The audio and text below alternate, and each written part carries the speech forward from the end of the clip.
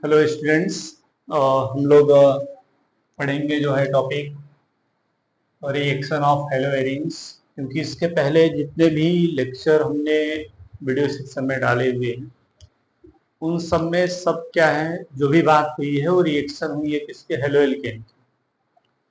तो वहां पे हमने क्या सीखा, न्यूक्लियोफिलिक सब्स्टिट्यूशन रिएक्शन। अभी हम कहीं पे भी ईएसआर की बात नहीं किए हैं, इलेक्ट्रोफिलिक सब्स्टिट्यूशन रिएक्शन की बात नहीं किए हैं। ईएसआर की जब बात करेंगे तो ये जान लीजिए कि चैप्टर वो एंड होने वाला है। अभी हम जिसकी बात करें एनयूएसआर की बात करें, न्यूक्लियोफिलिक सब्स्टिट्यूशन रिएक्शन की। अब हम जिस न्यूक्लियोफिलिक सब्स्टिट्यूशन रिएक्शन की बात करेंगे वो किसके लिए होगा, हेलो एरिन्स के लिए। तो देखिए थोड़ा सा कॉन्सेप्ट समझा जाए कि भाई क्या है hello arenes, nucleophilic substitution reaction देता है कि नहीं देता। अगर देता है तो फिर इजिली देता है या नहीं दे पाता, डिफिकल्टी फील होती है, और लेस रिएक्टिव है या फिर हाईली रिएक्टिव है। इन सब कॉन्सेप्ट को थोड़ा सा क्लियरिफाइड करेंगे। आफ्टर दैट कुछ न कुछ क्लैरिफिकेशन निकल के आएगा कि एक्चुअल में nucleophilic substitution reaction hello arenes देता है कि नहीं। अब हमारे पास कोई एरिल हैलाइड है। एरिल हैलाइड तब कहा जाता है कि एटलीस्ट कम से कम यहाँ पे एक बेंजीन की क्या हो, रिंग हो। अब उससे हैलाइड लगा हो तो बन गया एरिल हैलाइड। ये सिंपल सा सीन। इसके आगे मैंने लिखा कि लेस रिएक्टिव होता है। तो लेस रिएक्टिव होता क्यों है, इसके पीछे हमारे पास चार ऐसे फैक्ट हैं, चार ऐसे पॉइंट्स हैं जिन पॉइंट से हम थोड़ा सा ये जानने की कोशिश करेंगे कि ये न्यूक्लियोफिलिक सब्स्टिट्यूशन रिएक्शन के लेके बहुत ज्यादा इसके अंदर एक्साइटमेंट या उत्तेजना होती नहीं है कि जैसे हेलो एल्केन होता था कि वो आसानी से कर लेता था। क्या ऐसा प्रॉब्लम है? सबसे पहली चीज प्रॉब्लम कह लो या फिर कह लो कि ये स्टेबिलिटी ज्यादा दे देता है, रेजोनेंस इफेक्ट। अब रेजोनेंस इफेक्ट के बारे में हम जानते हैं तो रेजोनेंस इफेक्ट क्रिएट कहां से होता है, जहां पे पाई इलेक्ट्रॉन दिख जाए या फिर पाई बॉन्डिंग दिखने लगती है। अब पाई बॉन्डिंग आने लगा इसका मतलब वहां डबल बॉन्ड का नेचर आने लगेगा।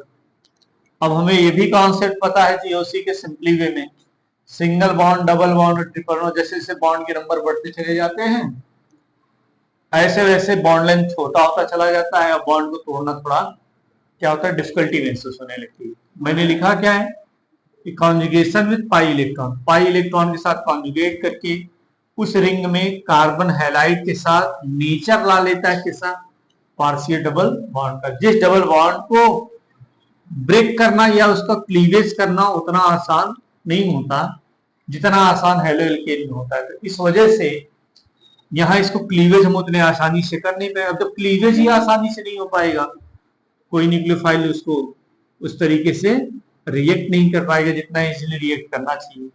ठीक, तो ये पॉइंट से फैक्ट ये निकल के आया, due to resonance effect, resonance effect होने के कारण जो एरिल हैलाइड होता है या एरिन्स होते हैं वो न्यूक्लियोफिलिक सब्स्टिट्यूशन रिएक्शन को उतना फेवर्ड नहीं करते। क्यों? उसके पीछे कारण है डबल बॉन्ड होने की वजह से उस बॉन्ड को क्लीवेज करना, ब्रेक करना आसान नहीं होता या इतने आसानी से टूट नहीं पाता, डिफिकल्टी क्रिएट होती है। तो इस वजह से रिएक्टिविटी उसकी क्या होती है, डाउन हो जाती है। ये फर्स्ट कॉन्सेप्ट है। दूसरा सबसे अच्छा कॉन्सेप्ट मुझे लगता है जहां तक है हाइब्रिडाइजेशन का। हाइब्रिडाइजेशन के केस में हमें पता है कि जब बेंजीन से कोई हैलाइड जहां पे भी जुड़ेगा वो कार्बन अपने यहाँ पे sp2 हाइब्रिड होगा, लेकिन हेलो एल्केन के सेंस में ये कैसा होगा, sp3 होगा। अब हम परसेंटेज ऑफ यस करेक्टर की बात अगर कर ले, परसेंटेज ऑफ यस करेक्टर के रिस्पेक्ट में हमें पता है कि डायरेक्टली प्रोपोर्शनल होता है इलेक्ट्रोनिगेटिविटी के। अब इलेक्ट्रोनिगेटिविटी क्या होती है, इलेक्ट्रॉन को खींचने की टेंडेंसी। अब अपनी तरफ इलेक्ट्रॉन अगर पोलराइज कर रहा है तो इसका मतलब उसमें डाइपोलर का केस आता है, पॉजिटिव और निगेटिव। और पॉजिटिव निगेटिव कहीं बनने लगे इसका मतलब उसके अंदर बिहेवियर रहता है इलेक्ट्रोस्टैटिक का। और इलेक्ट्रोस्टैटिक आए तो आयनिक नेचर होता है, तो आयनिक बॉन्ड ज्यादा ही स्ट्रॉन्ग होता है, वो सब सीन है। तो En electronegativity force of attraction के डायरेक्टली प्रोपोर्शनल होता है। sp3 के रिस्पेक्ट में यस का परसेंटेज ऑफ यस करेक्टर 25% होगा, 25%, जबकि sp2 में 33। तो परसेंटेज ऑफ यस करेक्टर यहाँ पे जाते हैं। तो इसको बॉन्ड लेंथ पे थोड़ा सा समझा जाए sp3 में जो बॉन्ड लेंथ है इसके कार्बन और हैलाइड के बीच में 177 पिकोमीटर, मींस ये हेलो एल्केन के साथ केस है। 169 कहाँ पे हमको मिलेगा? हेलोएरिन के साथ। बॉन्ड लेंथ छोटा हुआ, बॉन्ड लेंथ छोटा हुआ तो इसका मतलब वो दोनों एटम एक दूसरे के करीब ज्यादा है, स्ट्रॉन्ग फोर्स है, उसको तोड़ने के लिए हमें क्या करना पड़ेगा? ज्यादा एनर्जी इन्वॉल्व करनी पड़ेगी, जिसकी वजह से उसकी रिएक्टिविटी क्या हो जाएगी? लेस हो जाएगी।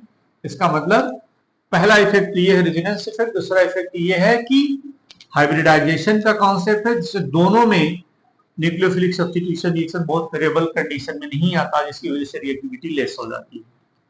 तीसरा पॉइंट निकल के आता है इनस्टेबिलिटी ऑफ फेनिल कैटायन। अब हमें ये पता है कि अगर हमने बेंजीन रिंग ऐसे बनाया, अगर कहीं पे हेलोएरिन बनाया, तो इस सेंस में हैलाइड के पास क्या होता है? बॉन्ड ऐसे टूटेगा तो इसके ऊपर पूरा पॉजिटिव चार्ज क्रिएट हो जाएगा और ये फेनिल कैटायन बन जाएगा, जिसमें सेल्फ आयोनाइजेशन, खुद से आयोनाइजेशन होने की टेंडेंसी होती है। और ये व्यवस्था जहां आती है वो SN1 तुरंत रूल्ड आउट हो जाता है, क्योंकि यहाँ कोई रिएक्शन इंटरमीडिएट बनता नहीं है। तो रिएक्शन इंटरमीडिएट नहीं बनता तो ऐसे सीन में क्या होता है? SN1 रूल्ड आउट हो जाता है।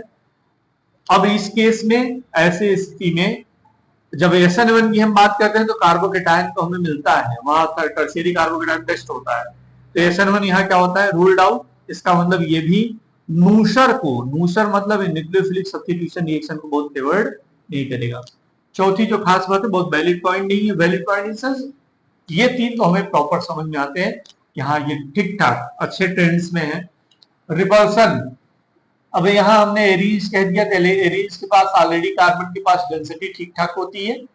न्यूक्लियोफाइल भी जो आ रहा है उसके पास भी इलेक्ट्रॉन रिच स्पीसीज है, इसके पास भी इलेक्ट्रॉन डेंसिटी अच्छी खासी है, तो हमें पता है सेम चार्जेस रिपेल्टिव। अब एक इलेक्ट्रॉन दूसरे इलेक्ट्रॉन को क्या करेगा? रिपेल करेगा, और रिएक्शन तब होगा जब कोई किसी को अट्रैक्ट करे, तो ऐसे सेंस में यहाँ रिपल्सन होने की वजह से न्यूक्लियोफिलिक सब्स्टिट्यूशन रिएक्शन होता नहीं। आगे के जो टॉपिक पढ़ते हैं तो रिप्लेसमेंट बाय हाइड्रोक्सिल ग्रुप। अब अगर कोई हेलो एरीन्स है उसमें हेलाइड है तो ये OH ग्रुप के द्वारा रिप्लेसमेंट हम पढ़ते हैं। तो हमने कहा कि क्लोरोबेंजीन है, ठीक, इसको अगर हम सोडियम हाइड्रोक्साइड और एसिडिफिकेशन कराएं ये फिनॉल में कन्वर्टेड हो जाता है। अब अगर उस फिनॉल से या फिर इस क्लोरोबेंजीन से लगा हुआ EWG इलेक्ट्रॉन विड्रॉइंग ग्रुप है, इलेक्ट्रॉन विड्रॉइंग ग्रुप आने की वजह से आर्थो और पैरा जो डायरेक्टिंग ग्रुप पोजीशन होते हैं वहां पे हेलोएरिन की रिएक्टिविटी क्या हो जाती है? बढ़ जाती है, NO2 के जुड़ने की वजह से। अगर मान लो यहां जुड़ गया या तो फिर पैरा पोजीशन पे रिएक्टिविटी बढ़ जाती है। NO2 का बहुत खास इफेक्ट मेटा वाले पोजीशन पे दिखता नहीं है, इस वजह से इसके बाद के जो हमें सारे टॉपिक्स मिलते हैं ESR के रिस्पेक्ट में, तो ESR जब हम पढ़ते हैं इलेक्ट्रोफिलिक सब्स्टिट्यूशन रिएक्शन, तो वहां पे हमें मोस्ट ऑफ जो जितने भी रिएक्शन मिलेंगी वो सब इस पर्सपेक्टिव से मिलेंगे कि वहां पे हमें कौन सा प्रोडक्ट मिलेगा? पैरा और ortho. Ortho para major product होंगे स्टेबिलिटी के रिस्पेक्ट में, या कह सकते हो कि हेलोएरिन की रिएक्टिविटी को बढ़ाने के लिए ये सब सारी चीजें होंगी, ठीक, जो कि इसको हम नेक्स्ट टाइम किसी वीडियो में देखेंगे। फिलहाल ये इतना इसका सारा कॉन्सेप्ट। Thank you.